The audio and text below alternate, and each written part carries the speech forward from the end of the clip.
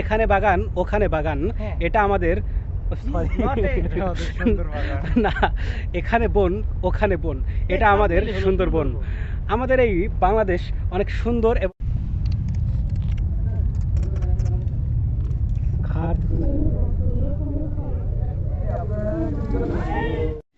আসসালামু আলাইকুম viewers, this is Sheikh Yasir Arafat. Welcome to the another blog video.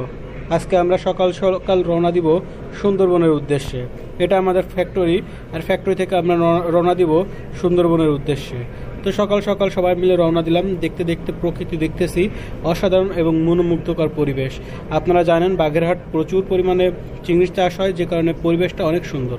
তো দেখতে দেখতে আমরা চলে আসলাম প্রায় মোংলা পোর্টে। মোংলা পোর্ট থেকে আমরা যাব সুন্দরবনের উদ্দেশ্যে। তো মোংলা পোর্টে একটা নদী পার হওয়ার জন্য আমরা নৌকাতে পার হলাম সবাই মিলে। নৌকার এই যে ঘাট, এখন আমরা একটা বোট ঠিক করলাম। বোট থেকে আমরা সবাই মিলে, আমরা স্যাররা এবং আমরা সবাই মিলে বোট ঠিক করে এবার সুন্দরবনের উদ্দেশ্যে রওনা দিলাম।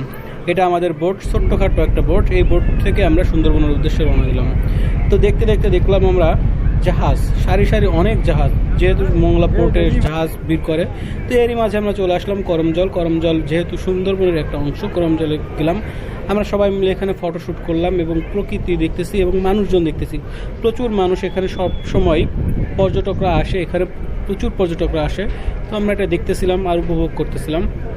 চারিপাশে খুব বানর, এবং আমরা কিন্তু এখান থেকে টিকিট সংগ্রহ করছি এক একজনের জন্য, জন প্রতি 46 টাকা করে। তো আপনারাও এইটা থেকে টিকিট সংগ্রহ করবেন, যেহেতু এটা আমাদের একটা রাজস্ব খাত। আর এখানে আমরা দেখতেছি বানর, দেখতেছি চারিপাশে প্রচুর বানর ছিল। এরপর আমরা চলে গেলাম ভিতর দিকে ঢুকতেই প্রথমেই চোখে পড়লো একটা ম্যাপ দেখতেছিলাম। ম্যাপ দেখার পরে আমরা ভিতরে প্রবেশ করতেছিলাম। আর ভিতরে প্রবেশ করে জানতে পারলাম আমরা এখানে হানিফ সংকেত স্যার আসছে। তো সে সেখানে ইত্যাদির জন্য আসছিল। তো ক্যামেরা অফ করার জন্য অনুরোধ করার পর আমরা ক্যামেরা অফ করলাম। এরই ফাঁকে আমরা একটু দেখতেছি হরিণের যে আছে, হরিণ যেখানে পালন করা হয় সেখানে প্রজনন কেন্দ্র আর কি, যেটা ওখান থেকে হরিণকে আমরা ঘাস খাওয়াচ্ছিলাম। তারপরে বিভিন্ন আছে ওইখানে বিক্রি করে পাতা, সেই পাতা বিক্রি করতেছিল, কিনে তাকে খাওয়াচ্ছিলাম একটু ধরার উদ্দেশ্যে, শোয়ার উদ্দেশ্যে। কারণ সবসময় তো আসলে এভাবে ধরার সৌভাগ্য হয় না। তো আমরা যেহেতু সুন্দরবনে গেছি, আমরা যেহেতু উপভোগ করতে গেছি, তো সেখানে গিয়ে আমরা ঘাস খাওয়াইলাম, একটু ধরলাম, ছবি তুললাম সবাই মিলে। তো এইভাবে যাচ্ছিলাম। এরপরে আমরা কুমির দেখার উদ্দেশ্যে গেলাম। কুমিরকে ডাক দিল এখানের যে আছে, যে দেখাশোনা করে, ডাক দেওয়ার সাথে চলে আসলো। দেখেন কত বড় কুমির, এবং এখানে কিন্তু অনেক কুমিরের বাচ্চা আছে, যেগুলো এখানে আপনারা দেখতেছেন। একটু পরে আমরা চলে গেলাম এখানে সুন্দরবনের একদম ভিতর সাইডের দিকে। তো ভিতর সাইডে যাইতে আমাদের চোখে পড়লো একটা, যেগুলো আপনাকে বলি গুই সাপ। তো এখানে দেখতেছি অনেক মানুষ যাতায়াত করতেছে, এবং যাতায়াতের জন্য সুন্দর একটা ব্যবস্থা আছে এখানে। কিন্তু সব জায়গায় যতদূর যাবো ততদূর কিন্তু এরকম যে ইয়াটা আছে, মানে যাওয়ার জন্য একটা রাস্তা করা আছে। রাস্তার বাইরে দিয়ে আপনি কোথাও যাইতে পারবেন না, এটার জন্য নিষেধাজ্ঞা আছে। তো একটু প্রকৃতি দেখায় আপনাদের, দেখেন কত সুন্দর এবং মনোরম পরিবেশ, প্রকৃতি। আপনারা অবশ্যই আসবেন, এখানে সুন্দর পরিবেশ। এবং আপনারা যদি আর একটু ভিতরে যাইতে পারেন তাহলে আরো ভালো। আর একটু ভিতরে বলতে কি, আরো সামনে কয়েকটা পোর্ট।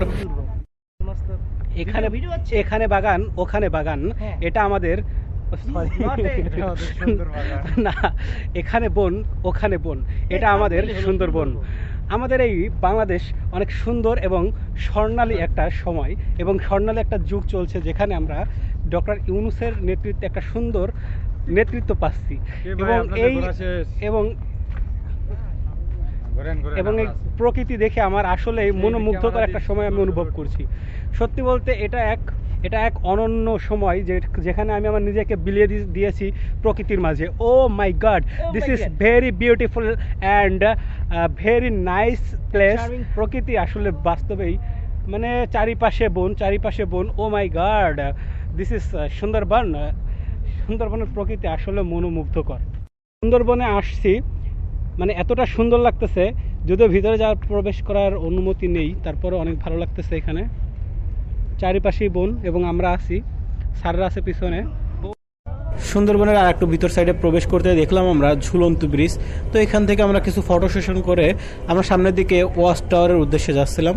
তো এখানে দেখতেছেন ওয়াচ টাওয়ারের পাশে অনেক দোকান আছে, এখান থেকে আমরা অনেক খাওয়া দাওয়া করলাম, একটু হালকা নাস্তা করলাম, যেহেতু দীর্ঘক্ষণ হাঁটাহাঁটি করছি, শরবত খাইলাম। এখানে কিন্তু সব কিছুর দাম একটু অনেক বেশি, তো আগে দাম শুনে তারপরে খাবেন। আর এটা হলো ওয়াচ টাওয়ার। আমার মনে হয় ওয়াচ টাওয়ারটা আর একটু বড় হইলে সব থেকে বেটার হইতো, কারণ ওয়াচ টাওয়ার থেকে আসলে বন ছাড়া আসলে কিছুই দেখা যায় না।